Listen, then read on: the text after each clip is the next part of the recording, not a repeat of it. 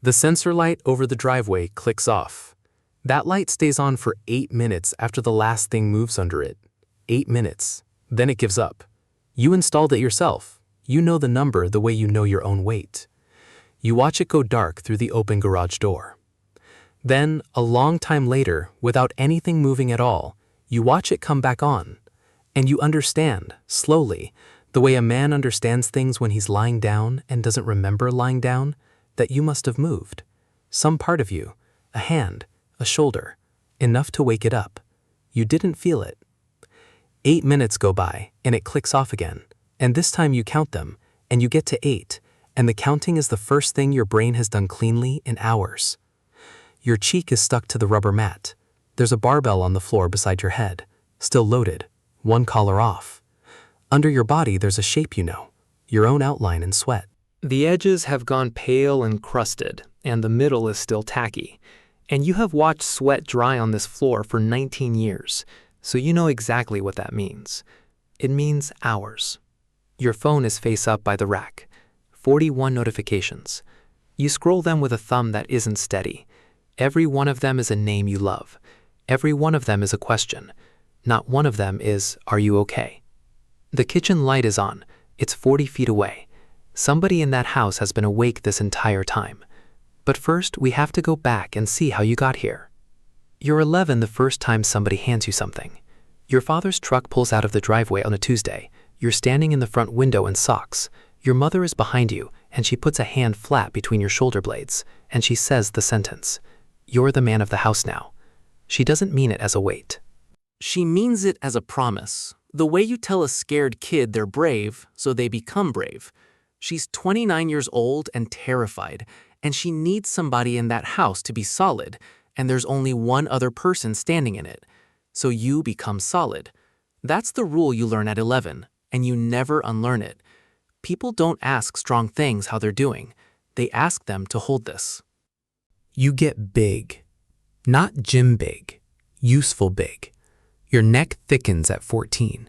By 16, you're the one they send under the truck. By 19, you can deadlift 405 pounds, and you don't tell anybody, because telling people would be asking them for something, and you've never once asked anybody for anything. The bar is honest. That's why you love it. 405 pounds tells you the truth about yourself every single time, and it never asks you to smile while it does it. Here's the thing they've actually measured. Grip strength predicts how long you'll live. It correlates with mortality better than blood pressure does. A doctor can squeeze a number out of your hand and estimate the shape of the rest of your life. Nobody measures how long you can hold something that isn't a bar. Cole is your younger brother, and he's a good person who makes bad decisions in a very specific order. At 22, he calls you from a parking lot in Reno at 4 in the morning. You drive 11 hours. You don't tell your boss why. You just go. Danny gets married and Danny gets divorced, and the second one happens in a Denny's booth at 2 a.m. while he cries into a napkin dispenser, and you sit across from him and don't say much, because he doesn't need words. He needs somebody big and still to sit across from him and not leave. You stay until the sun comes up. You go to work at 7. Your mother's back goes. You lift her out of the tub. She weighs almost nothing now, and you're careful with her the way you're careful with everything you love. And afterwards, she pats your forearm and says the thing everyone says. "You're the strongest guy I know." You say thanks. You go outside. You sit in your truck in the driveway for 9 minutes with the engine off, and you don't know why, and then you go back in. Then Ray dies.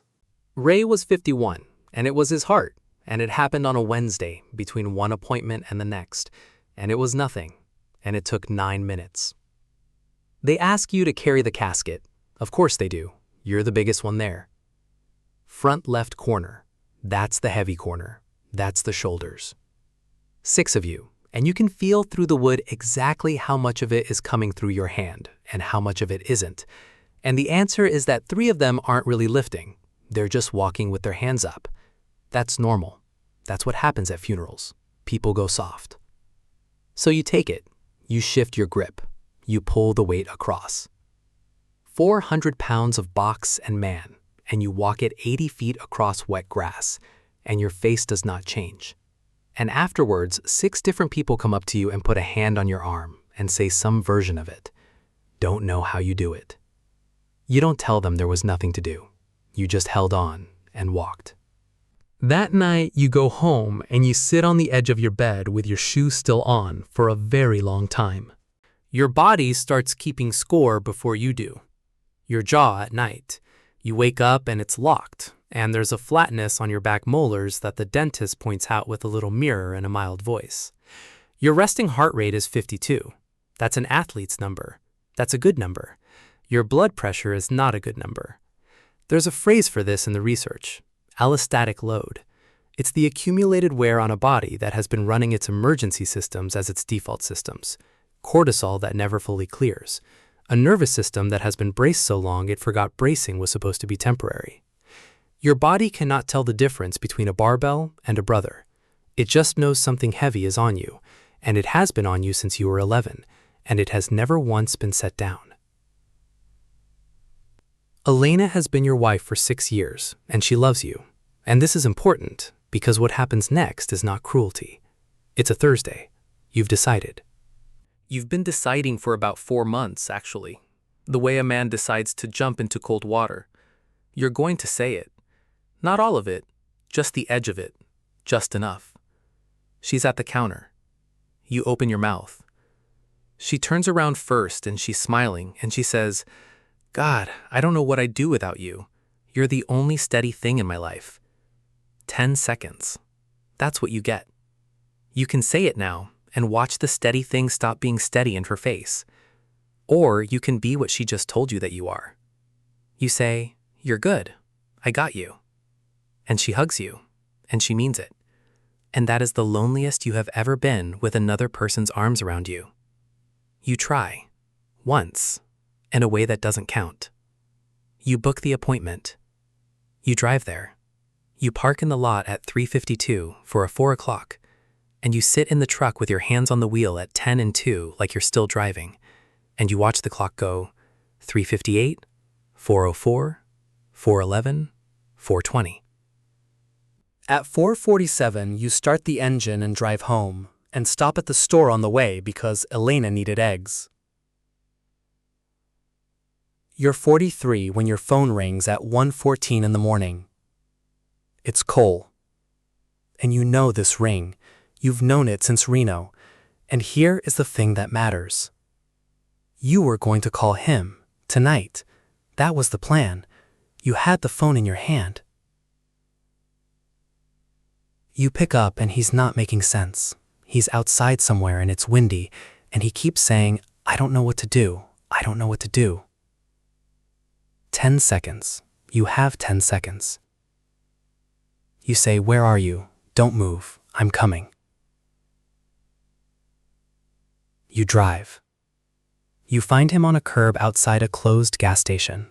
You sit down on the curb next to him and you put your arm around your baby brother and you hold him while he shakes apart, and you are so tired that your vision has gone slightly gray at the edges, and you say the true thing, which is, "I've got you. I'm not going anywhere."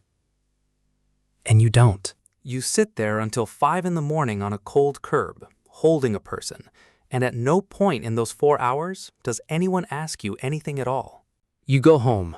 Elena's asleep. You don't go inside. You go to the garage instead, because that's where the honest thing lives. You put 3 plates on each side. You've done this 10,000 times. Your hands know it in the dark. You set your feet. You take your grip. You pull. And your body, which has held every single thing anyone ever handed it, finally says no. The concrete is warm. 41 notifications. Not one of them asks. Here's what's actually happening, and you don't know it yet, but you'll find out in a fluorescent room in about 6 hours. Your blood pressure is 178/112. There's a strain pattern on the ECG. The doctor is 34 years old, and she looks at the number, and then she looks at you, at all 240 pounds of you sitting on her paper cover table, and she asks you a question nobody has asked you since you were 11 years old. She says, "Who takes care of you?" And you open your mouth to answer, and nothing comes out. Nothing comes out for a very long time. They keep you 2 nights. It isn't a heart attack. You get lucky, and lucky is a word they actually use. The room fills up. Elena, Cole, Danny, your mother, standing at the end of the bed with her hand on your foot through the blanket. They're scared, and they love you, and they are all, every one of them, standing slightly back from the bed the way people stand back from a building they're not sure about. And you do the thing. Finally, 43 years old, in a hospital gown, with a plastic bracelet on the wrist of the strongest hand any of them have ever shaken. You say, "I'm not okay. I haven't been okay in a long time." The room goes quiet. And Danny, who you sat with in a Denny's until sunrise, comes and sits down. And he doesn't fix it. He can't. He just pulls a chair over and sits and stays and doesn't leave. It's the first time in your whole life anybody has done that for you. It works. It actually works. You can feel your shoulders come down half an inch, and you didn't know they could go there. You come home on a Sunday. The group chat has 46 unread. You open it out of habit, standing in the kitchen with a pill bottle in your other hand. Cole's moving apartments on Saturday. 3rd floor, no elevator. There's a couch. And under it, one line. From somebody who loves you. Obviously not asking you, man, unless you're feeling up to it. Unless. You look at that word for a while, and your thumb moves before the rest of you can stop it. And you type the 2 letters you have typed your entire life, and you hit send. They'll be gentle with you now, for a few months, maybe a year. Then the world will settle back into the only shape it knows, which is the shape of a room with a strong man standing in the middle of it, and everyone else standing comfortably around him. They'll all say it at your funeral. Every single one of them. They'll stand up in a black suit, and they'll say it like it's the highest thing a person can be. He was the strongest guy I ever knew. And they'll all believe that means they knew you.